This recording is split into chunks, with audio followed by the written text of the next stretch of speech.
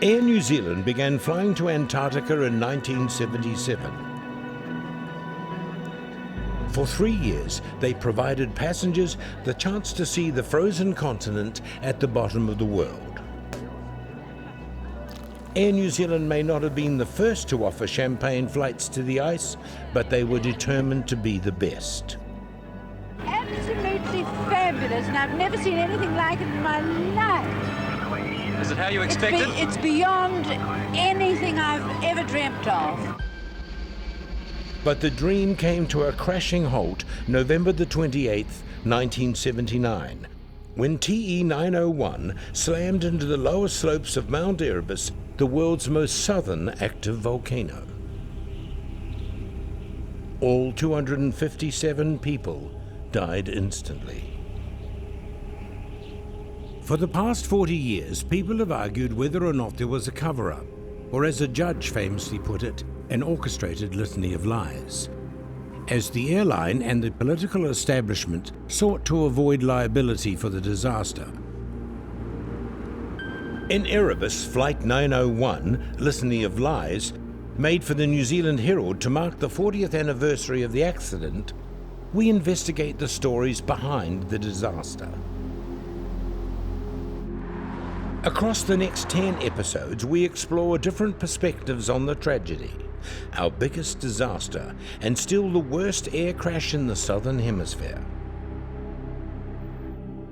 We speak to the family of pilot Jim Collins. I still miss Dad. The bottom line is just miss him. I missed him all my life.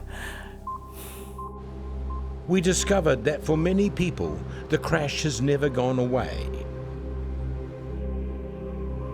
We meet a man who was in charge of Scott Base back in 1979, who still feels guilty about whether he properly warned the captain, Jim Collins, of the dangers ahead. If he had taken notice of what I said, this would never have happened.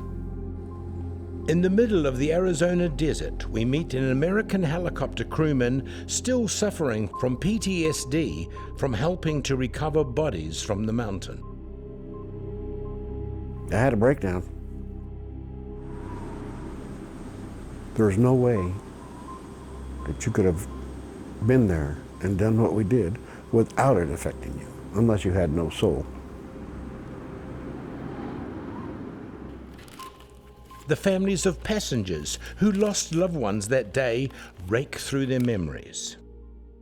My mother's watch that was used as part of the identification, and you can't see if the watch stopped at the time of the accident because it's all burnt. And we hear from Tonsi Marinovich, whose wife Sue died in the crash. He was in for a shock when her belongings returned from the crash site. Amongst her possessions, a love letter she had written not long before impact. It was soaked up with kerosene, aviation fuel, but it survived, and it's a great memory.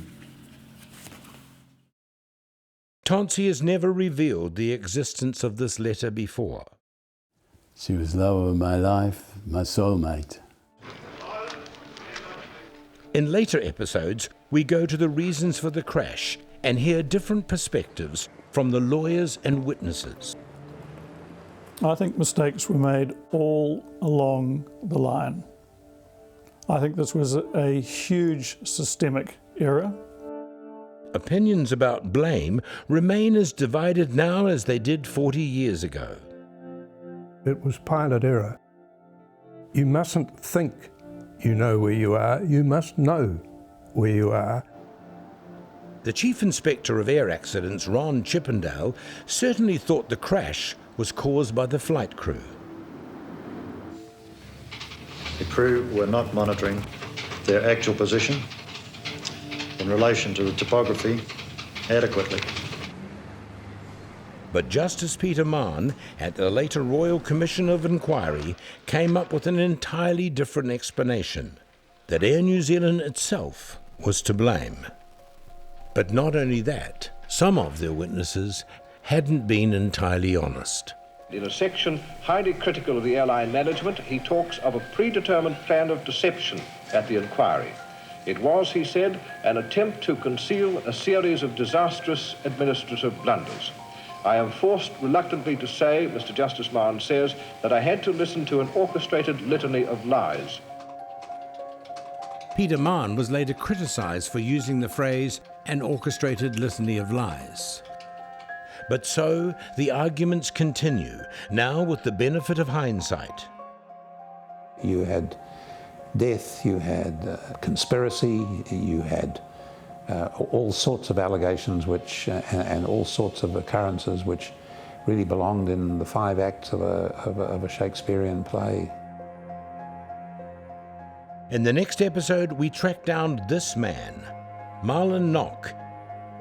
Like many in our 10-part podcast, has never told his story before.